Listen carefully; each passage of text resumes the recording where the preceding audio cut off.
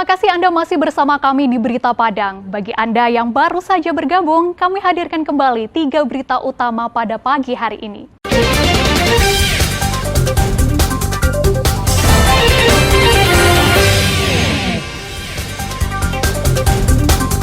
Setelah melalui pemeriksaan secara maraton, Kejaksaan Negeri Padang menetapkan Muhammad Asral sebagai tersangka dan langsung menahannya di Rutan Anak Ayah selama 20 hari.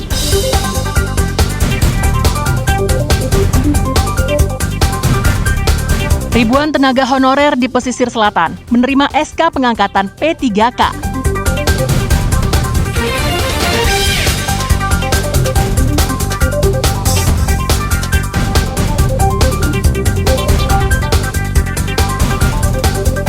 Bengkel sepeda motor yang dijadikan tempat transaksi sabu-sabu digerebek polisi.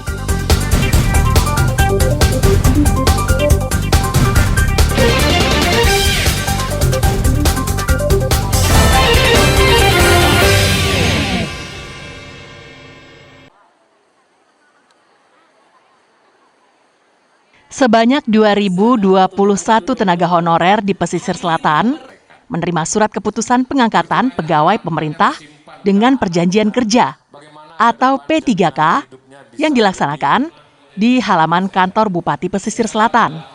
Ribuan tenaga honorer yang diangkat itu terdiri dari 1.191 tenaga guru dan 83 tenaga kesehatan. Para pegawai yang baru diangkat dinyatakan lulus pada tahun 2023 dan menerima SK-nya pada tahun 2024 ini. Pesisir Selatan menjadi salah satu kabupaten yang membuka penerimaan P3K terbanyak di Sumatera Barat.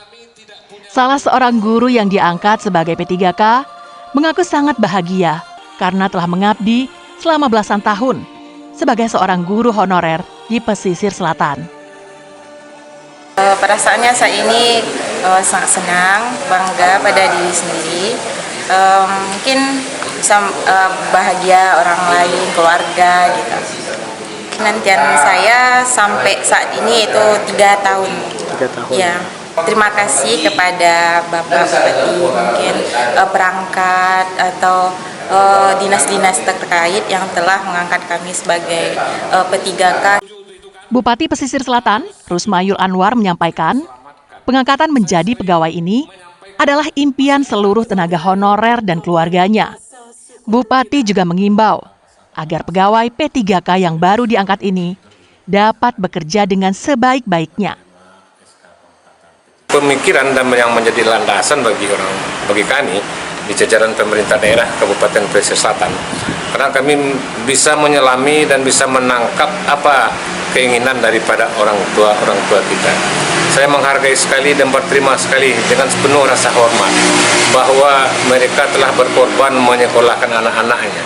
Mereka telah melakukan pekerjaan apapun yang halal agar anak-anaknya bisa sekolah. Nah, saya ingin memenuhi harapan orang tua mereka itu dengan memberi kepastian tentang penggajian mereka setiap bulan melalui peluang P3K yang diizinkan oleh pemerintah pusat itu. Dengan diangkatnya ribuan pegawai ini, diharapkan dapat meningkatkan kualitas pendidikan dan kesehatan di Pesisir Selatan. Banta Fauzan melaporkan dari Pesisir Selatan. Tidak benar, kami tidak punya. Berbagai cara dilakukan pengedar narkoba untuk menjual barang haramnya. Seperti yang dilakukan Irwandi, seorang residivis yang kembali ditangkap polisi di sebuah bengkel sepeda motor milik temannya di Desa Sikapak Barat, Kecamatan Pariaman Utara, pada hari Minggu.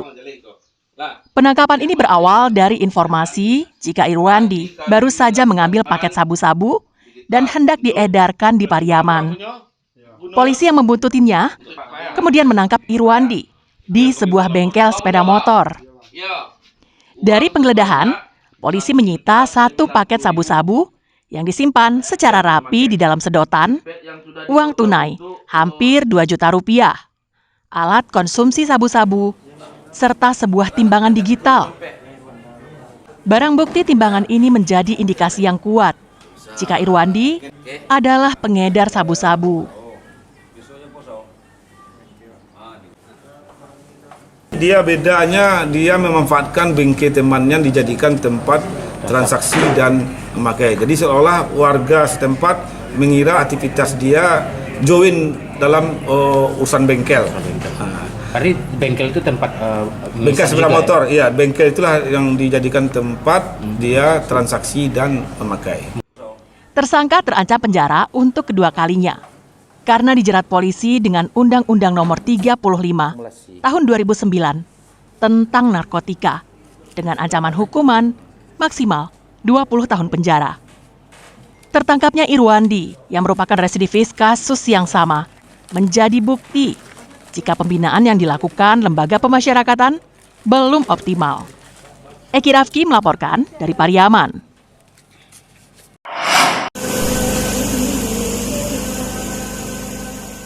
Madrasah Ibtidaiyah Negeri 1 Padang saat ini sedang menjadi sorotan. Tidak hanya masalah dugaan pungli, namun juga kasus pemecatan sepihak 2 guru honorer oleh kepala sekolah. Kepala Kantor Kementerian Agama Padang mendatangi Madrasah Ibtidaiyah Negeri 1 di daerah Anak Ayah Koto Tangah, pinggiran kota Padang. Pada kesempatan itu, Kakan Kemenak mendengar penjelasan dari Kepala Min 1 Padang dan pihak komite. Kakan Kemenak mengingatkan pihak sekolah dan komite untuk tidak melakukan pungutan liar karena melanggar hukum. Terhindar dari yang namanya pungli, korupsi dan segala macamnya. Apalagi ada juga surat edaran dari KPK khusus terkait dengan PPDB di madrasah ini. Kita sudah sampaikan baik itu tulisan maupun secara lisan dalam rapat agar kepala madrasah menghindari perilaku seperti itu. Sementara itu, Kepala Sekolah Min 1 Padang berdalih, uang komite yang diminta 2 kali dalam 1 tahun dan berbagai macam iuran lainnya itu merupakan keinginan komite sekolah untuk memajukan sekolah.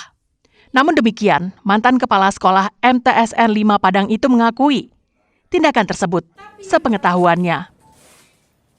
Sebetulnya itu kan gawenya komite, tidak ada melibatkan untuk sekolah. Keinginan komite ini untuk memajukan madrasah kita, bukan untuk yang lain-lain. Untuk memajukan madrasah kita, kemana kita mau meminta lagi? Kemana kita mau berkehendak kalau bukan untuk komite?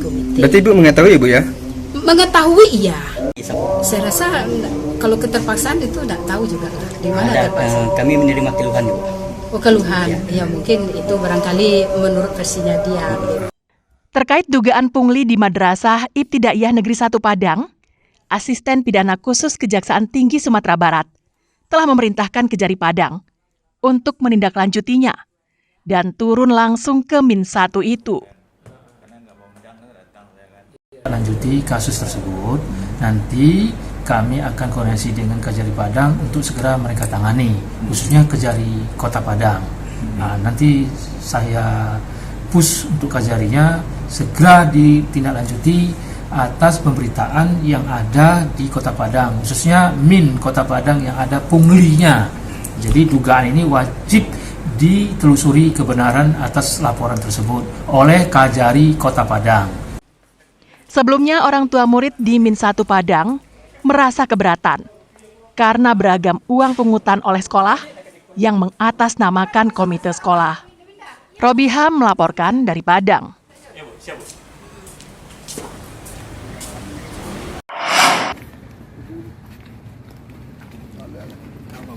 Buron sejak Januari lalu, seorang pemuda akhirnya ditangkap tim Opsnal Polsek Padang Utara di daerah Rokan Hulu Riau Senin malam. Pelaku menjadi buronan polisi selama hampir 7 bulan terakhir. Pelaku bernama Marlin, berusia 26 tahun. Diburu karena mencuri sepeda motor temannya saat temannya itu tidur. Pencurian terjadi di sebuah rumah makan di daerah Air Tawar Barat. Saat terbangun, temannya kaget karena sepeda motornya telah raib. Dengan penuh keyakinan, korban melaporkan Marlin ke polisi karena mencuri sepeda motornya. Keyakinan itu semakin kuat saat Marlin tak bisa dihubungi. Berdasarkan hasil pemeriksaan, Marlin nekat mencuri sepeda motor temannya karena terdesak kebutuhan ekonomi. Ia menjual motor curian itu, lalu kabur ke kampung halamannya di Rokan Hulu Riau.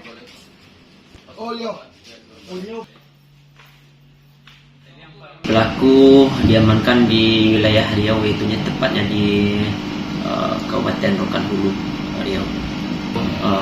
Mengambil motor yang ada di tempat kerjanya. Jadi yang si korban adalah teman kerja pelaku. Polisi hanya bisa menyita STNK-nya saja. Sedangkan sepeda motor yang dicuri Marlin telah dijual ke penadah seharga 6 juta rupiah. Dari Padang, Alfi melaporkan. Saudara, informasi tadi sekaligus menutup berita Padang pagi ini. Saya Fri Mariana beserta tim redaksi yang bertugas mengucapkan terima kasih dan sampai jumpa.